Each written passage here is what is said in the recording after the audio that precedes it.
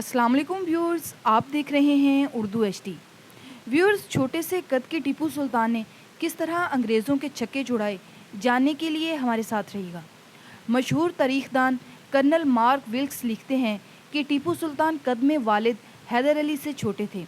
इनका रंग काला था, आंखें बड़ी बड़ी थी, वो आम से दिखते थे और वज़न में हल्के कपड़े पहनते थे और अपने साथ रहने वालों से भी ऐसा ही करने के लिए कहते थे।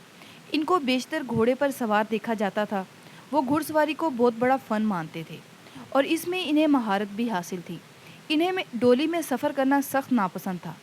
टीपू सुल्तान की शख्सियत की एक झलक ब्रिटिश लाइब्रेरी में रखी एक किताब an account of Tipu Sultan court में भी मिलती है, जिसकी तफसीलात इनके मुंशी मोहम्मद कासिम ने इनकी वफ़ात के बाद एक अंग्रेज़ तारीखदान को दी थी।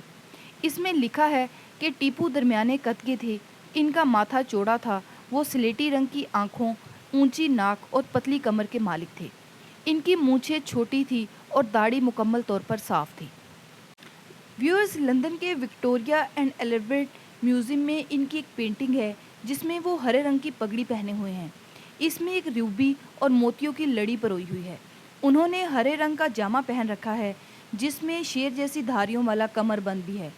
बाजू में एक बेल्ट में लाल म्यान के अंदर एक तलवार लटक रही है।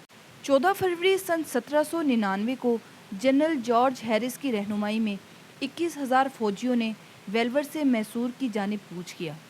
20 मार्च को अंबर के नज़दीक 16,000 फौजियों का एक दस्ता इनके साथ आ मिला।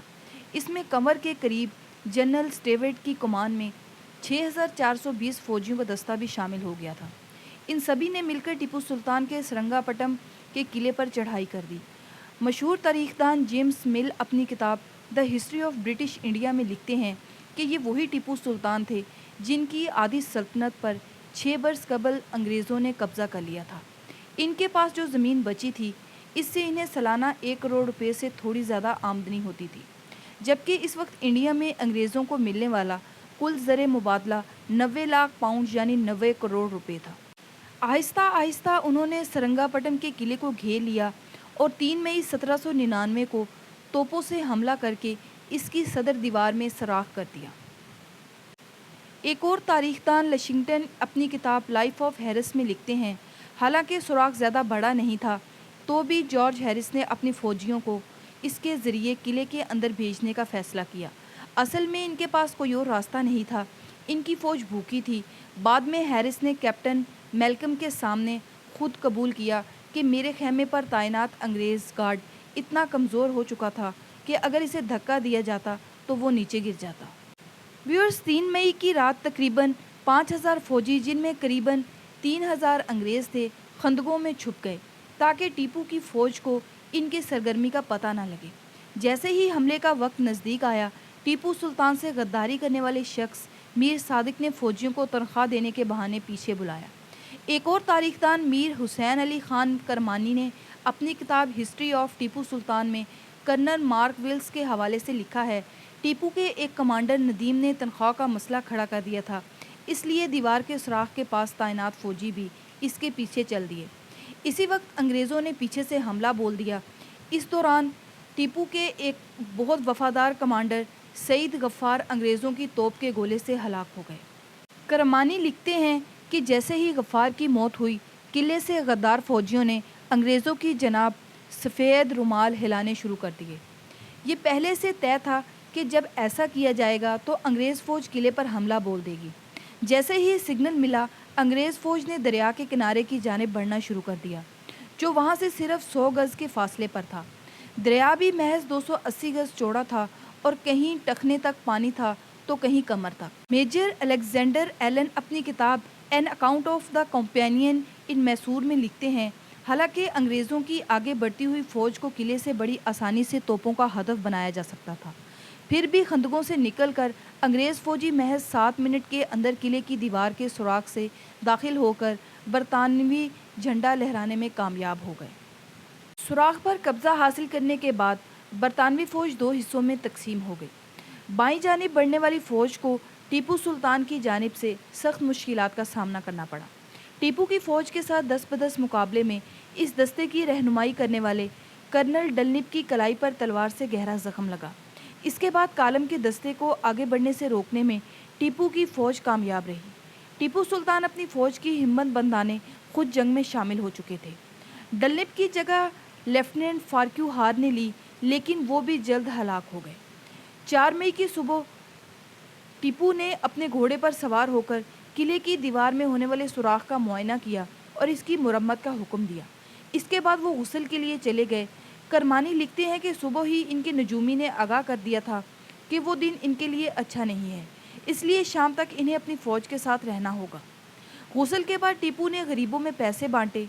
چینا پٹنا کے ایک پجاری نے انہوں نے ایک ہاتھی، تل کا ایک بورا اور 200 روپے دیے۔ دیگر برہمنوں کو ٹیپو نے کالی بکری، کالے کپڑوں سے بنی ایک پوشاک اور 90 روپے کے علاوہ تیل سے بھرا ایک برتن بھی دیا۔ اس سے قبل انہوں نے لوہے کے برتن میں رکھے ہوئے تیل میں اپنا سایہ دیکھا۔ ان کے نجومی نے بتایا تھا کہ ایسا کرنے سے ان پر آنے والی مصیبت ٹل جائے گی۔ انہوں نے محل میں واپس لوٹ کر رات کا کھانا کھایا۔ کھانا شروع ہی کیا تھا کہ انہیں اپنے کمانڈر سعید غفار کی ہلاکت سے متعلق خبر ملی۔ غفار قلعے کے مغربی سرے کی حفاظت کے لیے تعینات فوج کی قیادت کر رہے تھے۔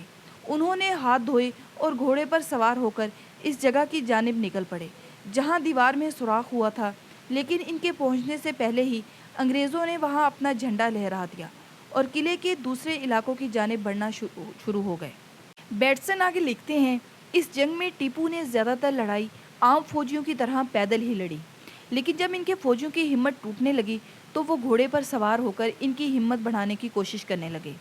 مارک ویکس لکھتے ہیں کہ اگر ٹیپو چاہتے تو جنگ کے میدان سے بھاگ سکتے تھے۔ اس وقت قلعے کے کمانڈر میر ندیم قلعے کے گیٹ کی چھت پر کھڑے تھے، لیکن انہوں نے اپنے سلطان کی طرف کوئی دھیان نہیں دیا۔ ٹیپو تب تک زخمی ہو چکے تھے۔ جب ٹیپو قلعے کے اندرونی گیٹ کی جانب بڑھے تو ان کے بائیں سینے سے ایک گولی نکل گئی۔ ان کا گھوڑا بھی مارا گیا۔ ان کے ساتھیوں نے انہیں ڈولی پر بٹھا کر جنگ کے میدان سے باہر لے جانے کی کوشش کی، لیکن ناکام رہے کیونکہ تب تک وہاں لاشوں کا ڈھیر لگ گیا تھا۔ میجر الیگزینڈر لکھتے ہیں، اس وقت ان کے باڈی گارڈ راجہ خان نے انہیں مشورہ دیا کہ وہ انگریزوں کو بتا دیں، لیکن ٹیپو کو یہ نامنظور تھا۔ انہوں نے انگریزوں کے ہاتھوں قید کیے جانے کی بجائے موت کے راستے کا انتخاب کیا۔ ٹیپو سلطان کے آخری لمحات کے بارے میں بیٹسن لکھتے ہیں، تبھی کچھ انگریز فوجی قلعے کے اندرونی گیٹ میں داخل ہوئے۔ ان میں ایک نے ٹیپو کی تلوار کے بیلٹ چھیننے کی کوشش کی۔ تب تک ٹیپو کا کافی خون بہہ جانے کی وجہ سے وہ تقریباً بے ہوش ہو گئے تھے۔ تب بھی انہوں نے اپنی تلوار سے اس فوجی پر حملہ کیا۔ پھر انہوں نے اسی تلوار سے ایک اور انگریز فوجی کے سر پر وار کیا۔ اسی درمیان ایک اور انگریز فوجی نے ٹیپو پر حملہ کر دیا۔ وہ ان سے جواہرات بڑی تلوار چھیننا چاہتا تھا۔ اس وقت وہ یہ نہیں دیکھ سکے کہ ان پر کس نے تلوار چلائی ہے۔ انگریز نہیں چاہتے تھے کہ ٹیپو سلطان کی موت ہو چکی ہے۔ وہ انہیں ڈھونڈنے محل کے اندر گئے۔ پتہ چلا کہ ٹیپو وہاں نہیں ہے۔ ٹیپو کا ایک سپہ سالار انہیں اس مقام پر لے گیا جہاں ٹیپو گرے تھے۔ وہاں ہر طرف لاشیں اور زخمی فوجی پڑے تھے۔ مشعل کی روشنی میں ٹیپو سلطان کی ڈولی نظر آئی۔ اس کے نیچے ٹیپو کے باڈی گارڈ راجہ خان زخمی حالت میں پڑے تھے۔ انہوں نے اس طرف اشارہ کیا جہاں ٹیپو گرے تھے۔ بعد میں میجر ایلن نے لکھا، جب ٹیپو کی لاش کو ہمارے سامنے لایا گیا تو ان کی آنکھیں کھلی تھیں۔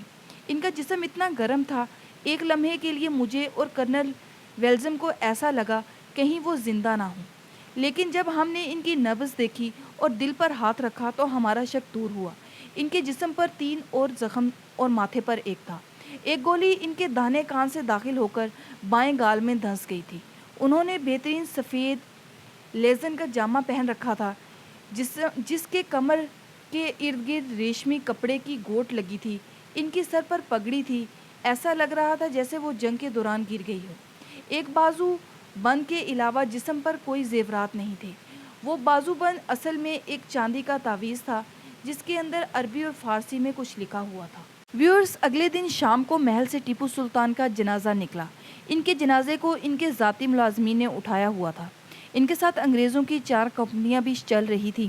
برطانیہ کی national library of Scotland میں رکھی دستاویزات کے مطابق journal of the war with Tipu میں لکھا ہے کہ ان کے جنازے کے ٹھیک پیچھے شہزادہ عبدالخلیق چل رہے تھے۔ ان کے پیچھے دربار کے اہم اہلکار تھے۔ جن سڑکوں سے جنازہ گزرا ان کے دونوں طرف بھیڑ تھے۔ لوگ زمین پر لیٹ کر جنازے کو خراج عقیدت پیش کر رہے تھے۔ لوگ زور زور سے رو رہے تھے۔ انہیں لال باغ میں ان کے والد حیدر علی کی قبر کے بغل میں دفنایا گیا۔ آج کی ویڈیو بس یہیں تک تھی۔ امید ہے آپ کو ہماری آج کی ویڈیو پسند آئی ہوگی۔ ویڈیو کو لائک اور شیئر کریں اور چینل کو سبسکرائب کریں۔ اپنی رائے کا اظہار کامنٹ سیکشن میں کرتے رہیں۔ Thank you for watching this video. Keep watching Urdu HD.